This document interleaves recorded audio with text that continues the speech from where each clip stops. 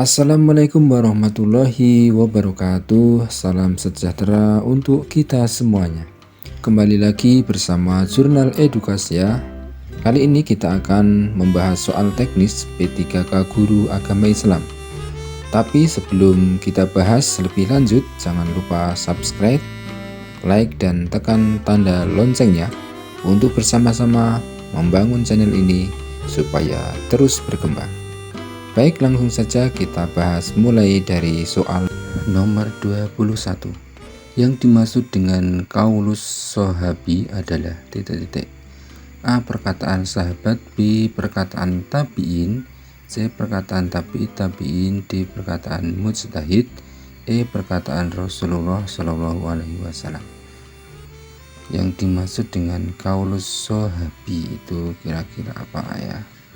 Kita lihat jawabannya, yaitu A. Perkataan sahabat.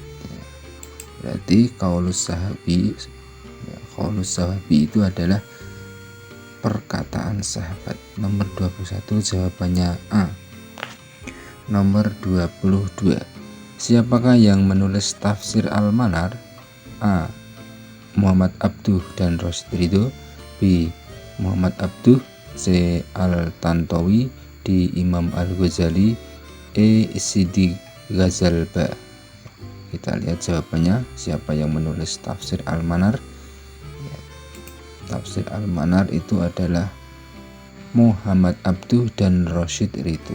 Banyak ulama yang telah menafsirkan ayat-ayat dalam Al-Quran. Salah satunya adalah seorang mufassir yang bernama Muhammad Abduh dan Rasyid Ridho dalam karyanya yang dikenal dengan tafsir Al-Manar. Jadi jawabannya nomor 22 adalah A. Muhammad Abduh dan Rasyid Ridho yang menulis tafsir Al-Manar. Nomor 23, masa Khalifah Al-Ma'mun atau Bani Abbasiyah telah berhasil membawa lembaga yang mencetak banyak sarjana dan menjadi pusat penelitian intelektual Islam. Lembaga tersebut yaitu A. Baitul Lahmi, B. Baitul Ilmi, C. Baitul Hikmah, D. Baitul Ulum, E. Baitul Ikhwan. Kira-kira dari Bani Abbasiyah yang berhasil membawa lembaga mencetak sarjana, ya, banyak sarjana dan peneliti intelektual Islam, itu bernama siapa ya? Kita lihat jawabannya, Baitul Hikmah ya. C ya. Baitul Hikmah itu adalah pusat penelitian intelektual selama zaman keemasan Islam. Baitul Hikmah didirikan oleh Khalifah Harun al-Rasyid dan puncaknya di bawah putranya Al-Ma'mun menjadi lembaga formal. Al-Ma'mun juga menjadikan lembaga tersebut banyak mencetak sarjana terkenal untuk berbagai informasi, ide-ide, dan budaya ilmu kebijaksanaan. Jadi nomor 23 adalah C. Baitul Hikmah. Nomor 24, faham apakah yang berpendapat bahwa Allah menakdirkan segala perbuatan manusia sesuai dengan kemampuan berbuat manusia itu sendiri? Nah, apa kira-kira? A. Faham Mu'tazilah, B. Faham Qadariyah, C. Faham Jabariyah, D. Faham Ahlus Sunnah wal Jamaah, E. Faham ulama salaf. Nah, ini paham yang menakdirkan bahwa segala perbuatan manusia itu sesuai dengan kemampuan berbuat manusia itu sendiri. Kira-kira pahamnya siapa? Kita lihat jawabannya. Ya, ternyata adalah pahamnya Ahlus Sunnah wal Jamaah. Ada 3 kelompok kaum muslimin dalam menyikapi persoalan takdir. Yang pertama, takdir menurut Jabariyah, yaitu kelompok yang hanya bertawakal kepada Allah namun menafikan ikhtiar. Yang kedua, Qadariyah, itu merupakan kelompok yang menafikan takdir, hanya melakukan ikhtiar namun melupakan tawakal kepada Allah. Yang ketiga, ada kelompok pertengahan, yaitu Ahlus Sunnah wal Jamaah yang mampu menggabungkan antara tawakal dengan ikhtiar dalam permasalahan takdir. Jadi jawabannya nomor 24 adalah D. Faham Ahlus Sunnah wal Jamaah. Nomor 25, Terminologi milah dalam Islam memiliki makna titik-titik. A. Suatu nilai yang mengandung prinsip ajaran. B. Suatu nilai yang mengandung jalan hidup. C. Suatu nilai yang mengandung ajaran-ajaran tertentu. D. Suatu nilai yang mengandung hukum-hukum keagamaan. E. Suatu nilai yang mengandung aturan-aturan. Ya, terminologi milah dalam Islam itu kira-kira bermakna apa? Ya, kita lihat jawabannya. Milah itu suatu nilai yang mengandung ajaran-ajaran tertentu. Jadi jawabannya nomor 25 adalah C. Suatu nilai yang mengandung ajaran-ajaran tertentu. Nomor 27. Siapa tokoh pertama yang melahirkan pemikiran Mu'tazilah? A. Al-Farabi, B. Al-Kindi, C. Al-Wasil bin Atha, D. Al-Baghdad, E. Abu Hasan Al-Basri. Mu'tazilah itu kira-kira siapa?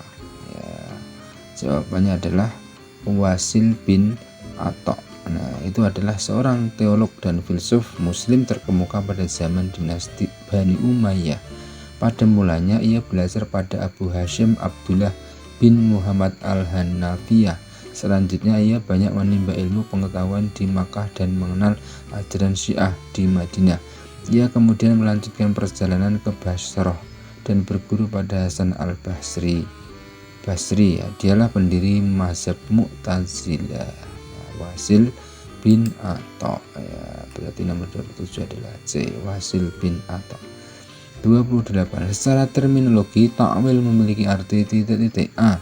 Mengembalikan makna lafaz kepada makna sebelumnya. B. Mengembalikan makna lafaz pada aslinya. C. Menghadapkan makna marju karena ada menyertainya. D. Memalingkan lafaz dari makna rajih kepada marjuh karena ada indikasi yang menyertainya. E. Mengembalikan makna yang lemah kepada yang kuat. Terminologi takwil, nah, itu apa arti takwil? Itu mengembalikan makna lafaz kepada aslinya. Ya, B ya, mengembalikan makna lafaz kepada aslinya. 28B. Lanjut 29. Ayat makiyah dalam Ulumul Quran adalah titik-titik. A. Ayat yang turun di Makkah. B. Surat yang turun di Makkah. C. Ayat atau surat yang turun sebelum hijrah Nabi Muhammad. D. Ayat atau surat yang turun di Makkah sewaktu akan hijrah Nabi SAW ke Madinah. E. Ayat atau surat yang turun di Makkah setelah Nabi SAW ke Madinah. Kira-kira ayat makiyah itu ayat yang bagaimana? Ayat atau surat yang turun sebelum hijrah Nabi Muhammad. Makiyah dalam ulumul Quran maksudnya adalah ayat atau surat yang turun sebelum hijrah Nabi Muhammad. Ya, berarti yang paling benar adalah yang C ya. Ayat atau surat yang turun sebelum hijrah Nabi Muhammad itu ayat makiyah. Nomor 30. Apa yang dimaksud dengan ayat-ayat mutasyabih? A. Ayat-ayat yang mengandung nilai-nilai metamorfis. B. Ayat yang mengandung nilai-nilai muamalah. C. Ayat-ayat yang mengandung ajaran akhlak. D. Ayat-ayat yang mengandung ajaran-ajaran ibadah. E. Ayat yang mengandung ajaran-ajaran akidah. Mutasyabih itu ya, ayat metaforis ya. Ayat muhkamat ya, ini ayat yang dengan makna jelas dan langsung. Ayat mutasyabihat yakni makna samar, ambigu atau memiliki makna lain yang membutuhkan penafsiran menggunakan ayat lain atau hadis penjelas ya. Jadi mutasyabih itu adalah ayat-ayat yang mengandung nilai-nilai metaforis ya. A. 30. 31. Wajib mudayak ya adalah apa? A. Kewajiban yang harus segera ditunaikan. B. Kewajiban waktu pelaksanaannya hanya boleh dipergunakan untuk melaksanakan kewajiban tersebut. C. Kewajiban membayar piutang setelah lewat temponya. D. Kewajiban qadhi dalam keharusan menghukum si pelanggar aturan. E. Ketentuan seseorang di akhirat yang telah pasti ya. Wajib mudayak ya. Apa kira-kira wajib mudayak? Ya, itu adalah kewajiban yang waktu pelaksanaannya hanya boleh dipergunakan untuk melaksanakan kewajiban tersebut. Wajib mudayak ialah kewajiban yang waktu pelaksanaannya hanya boleh dipergunakan untuk melaksanakan kewajiban tersebut. Contohnya ketika waktu zuhur hanya tersisa beberapa menit yang cuma cukup untuk mengerjakan sholat duhur, maka pada sisa waktu tersebut ia hanya boleh melaksanakan sholat duhur. Contoh lain ialah bulan Ramadan di mana puasa yang boleh dilakukan pada saat itu adalah puasa Ramadan, bukan yang lain. Berarti nomor 31 adalah yang apa tadi? Ya, yang B ya, kewajiban yang waktu pelaksanaannya hanya boleh dipergunakan untuk melaksanakan kewajiban tersebut. Nomor 32. Saat kiamat manusia dikumpulkan di titik-titik A pada Arafah, B pada masjid, C Makkah, D Madinah, E padang mahsyar. Saya kira ini mudah ya. Kiamat itu manusia dikumpulkan di padang mahsyar ya. Jawabannya nomor 32. 33. Bagi orang yang telah mampu kawin dan tidak bisa menjaga diri dari perbuatan zina seandainya tidak kawin, maka hukumnya melakukan perkawinan bagi orang tersebut didasarkan pada kaidah al aslu fi amri li wujud, B mala yatimu bihil wajib fahuwa wajibun, C al aslu fil asyai al ibahah hatta yadulat alat tahrimi, di al aslu fil nahyi al mutlaq yaqtadith fi zami'il azimah, al aslu fi nahyil tahrimi. Kira-kira apa ini? Yang telah mampu kawin dan tidak bisa menjaga diri dari perbuatan zina, itu adalah al aslu fil asyai al ibahah atayadulat alat tahrimi, C nomor 33. Nomor 34. 8 asnaf bagi orang yang menerima zakat telah termaktub dalam surat Al-Quran, yakni A Al-Anfal ayat 7, B Yunus ayat 7, C Al-Baqarah ayat 76, D Al-Imran ayat 85, E At-Taubah ayat 60. Ini terang tentang asnaf bagi orang yang menerima zakat, itu kira-kira ada di At-Taubah ayat 60 ya. Jawabannya nomor 34. Kita lanjut 35. Salah satu asas kewarisan adalah ijbari. Hal ini mengandung maksud ya.